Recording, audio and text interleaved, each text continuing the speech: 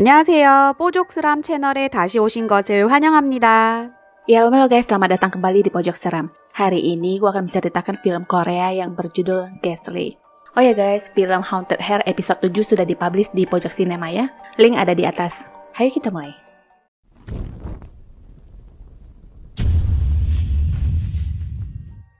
Tengah malam buta, sesosok mayat terlihat tergeletak dengan pergelangan kaki yang sudah terpotong.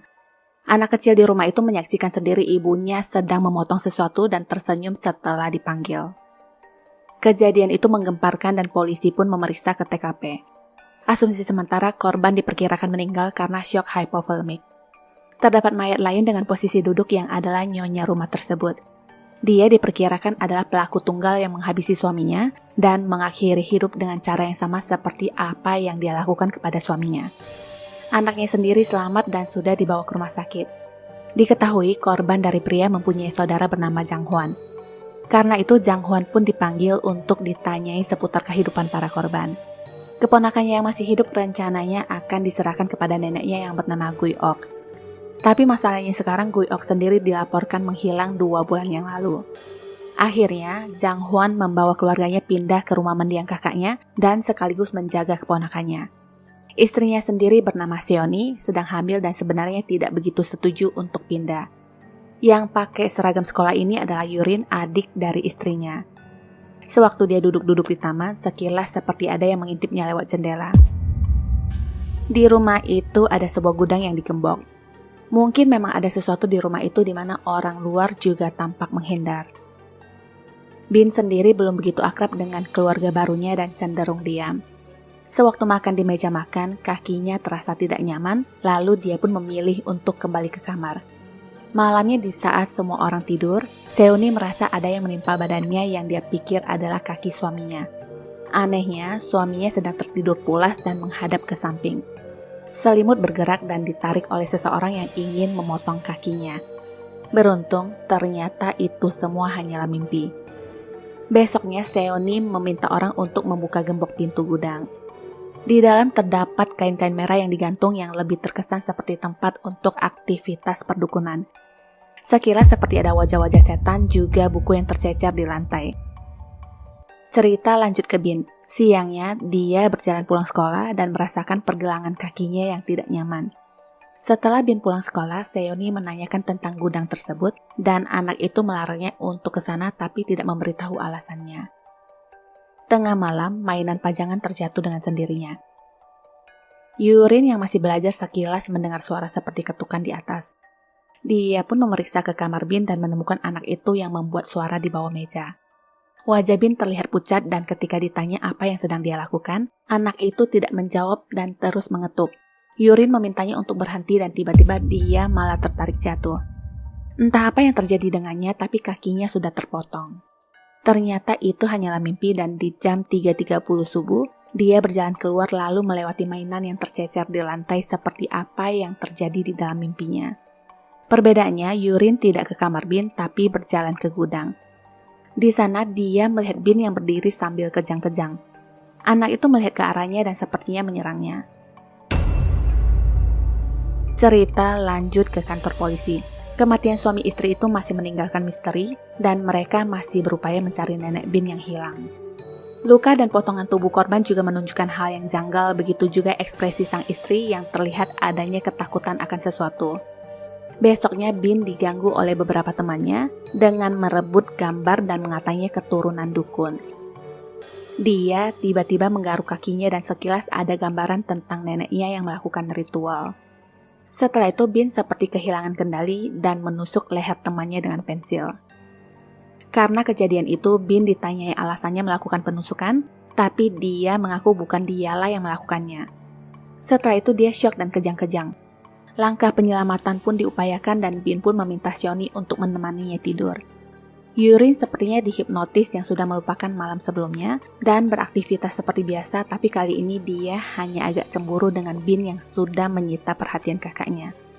Malam itu Bin menyebut satu nama yaitu Gijin dan katanya sosok itulah yang melakukan penusukan juga pelaku pembantaian orang tuanya.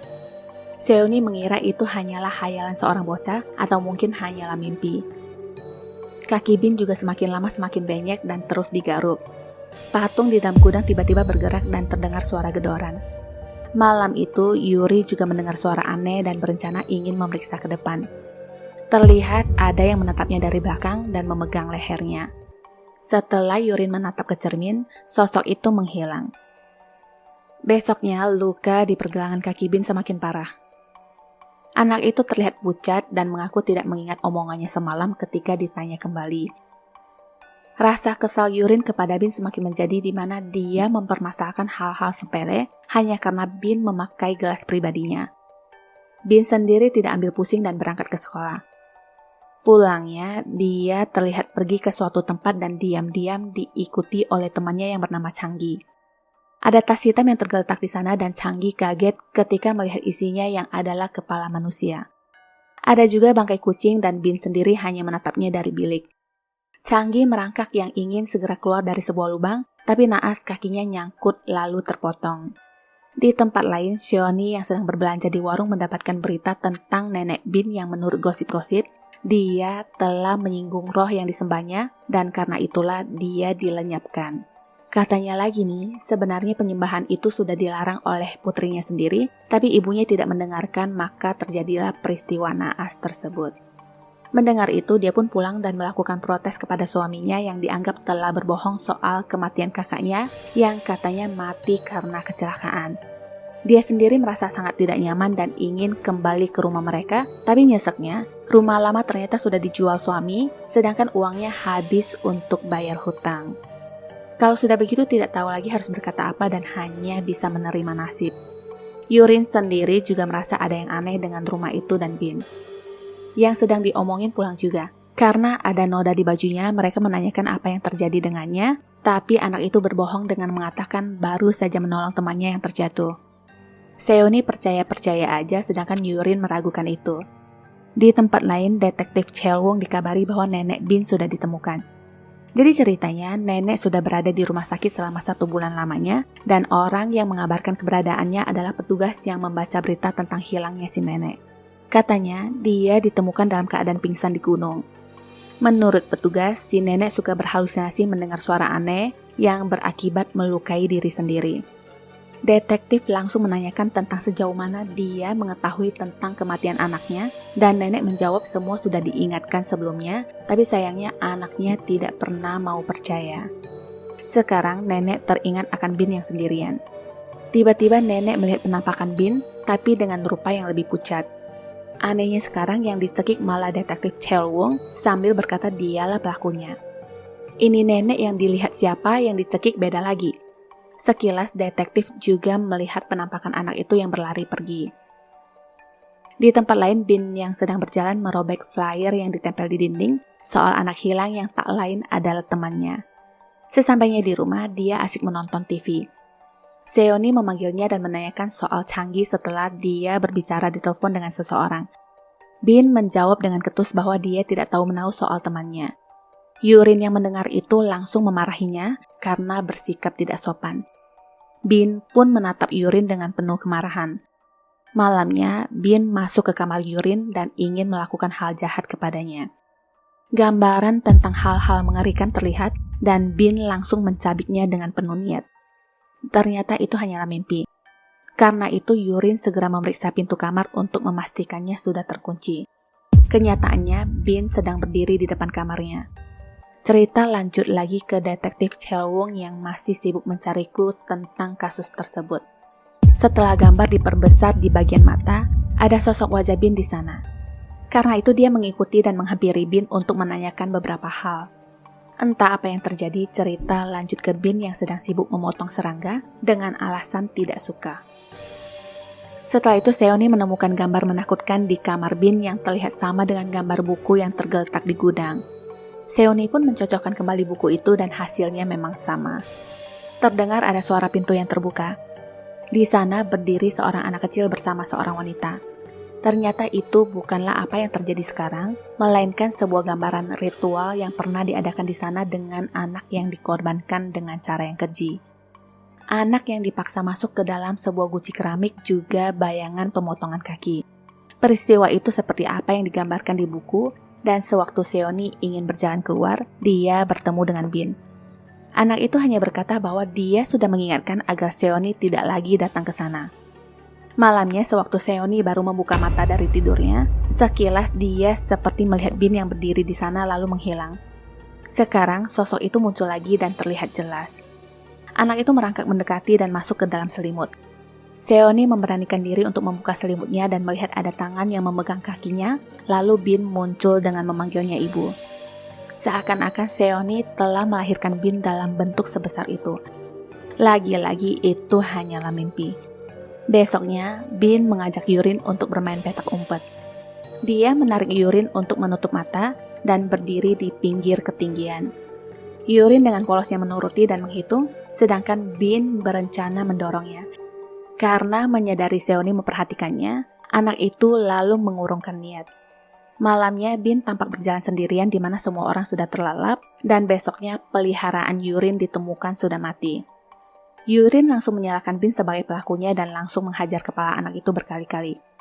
Jang Hwan menarik Yurin dan menasihatinya agar tidak menuduh sembarangan, apalagi tidak ada bukti.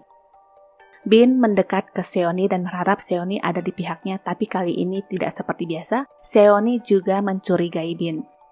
Sekarang mereka ada di posisi dua kubu dan omongan pun merembet kemana-mana.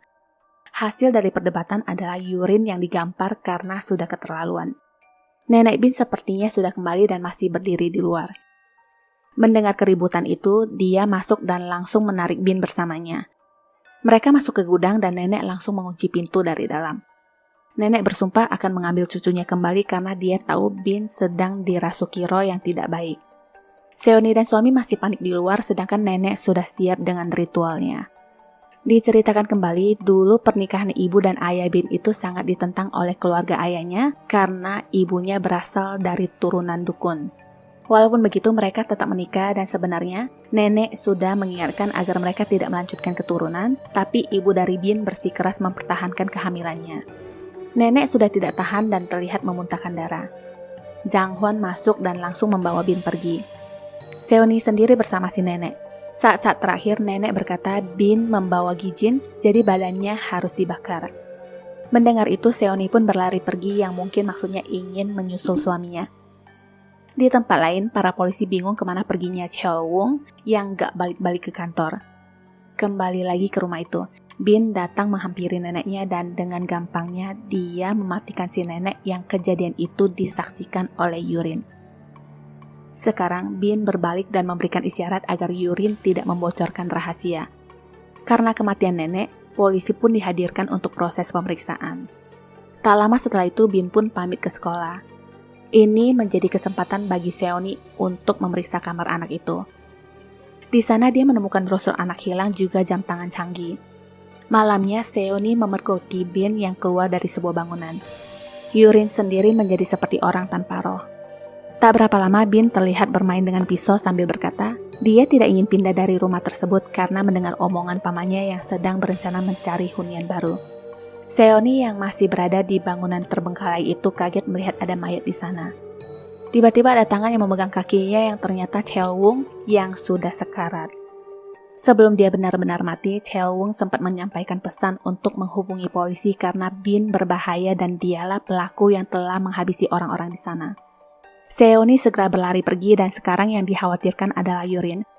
Dia mencoba menghubungi adiknya berkali-kali tapi tidak diangkat karena Yurin yang sedang mandi.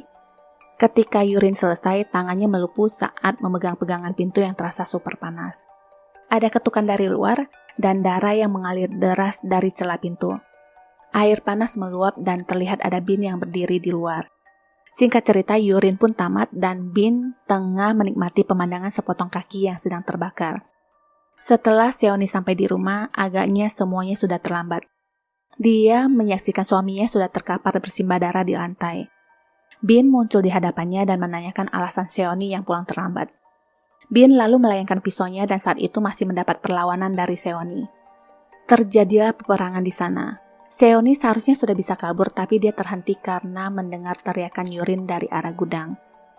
Persisnya, suara itu berasal dari lemari di bawah altar. Seoni berhasil merusak gembok dan terdapat sebuah guci di sana. Apapun dilakukan agar Yurin bisa keluar dari guci keramik besar itu, tapi ternyata yang ada di sana adalah seorang anak kecil. Diceritakan kembali, Ibu Bin mengajak seorang anak yang bernama Gijin ke rumahnya, dan dialah yang dikorbankan menjadi pengganti tumbal untuk menyelamatkan anak yang akan dilahirkannya nanti. Ini semua adalah ide Ibu Bin yang sebenarnya nenek menolak melakukan itu. Karena Ibu Bin memohon terus, akhirnya mereka pun melakukan hal gila. Kaki Gijin dipotong tanpa belas kasihan, setelah itu badannya dimasukkan ke dalam guci besar hidup-hidup. Tak berapa lama, Bin sudah ada di dalam dan mengajak Seoni untuk bermain. Seoni menyebut nama anak itu dan memintanya untuk menyudahi semua ini. Jadi intinya, Gijin merasuki Bin untuk membalaskan dendam. Gijin tidak terpengaruh karena apa yang sudah mereka perbuat terhadapnya sudah kelewat batas. Intinya, dia hanya ingin membalaskan dendamnya, dan sewaktu dia melahirkan pisau ke arah Seoni, pisau itu seperti tertahan dan malah mengarahkan pisau itu ke lehernya sendiri. Yang terjadi sekarang, Bin aslilah yang mencoba mencegah Gijin. Selagi peperangan batin antara kedua anak itu, Seoni langsung mengambil kesempatan untuk membakar mayat Gijin. Seketika, roh Gijin pun berteriak dan meninggalkan tubuh Bin. Jadi ceritanya dulu di malam terbunuhnya orang tua Bin, ibunya memang melihat Bin yang datang memanggilnya seperti di awal cerita, dan saat itu jugalah Gijin berpindah ke tubuh Bin. Seoni yang tersadar tiba-tiba sudah berada di rumah sakit dan merasakan sakit yang tidak biasa di perutnya. Dia diperiksa dan hal anehnya pun kembali terlihat dengan sikap Bin. Selamanya hantu Gijin akan kembali dan tamat. Sepasang mata itu tidak berguna ketika pikiran dan hatimu buta.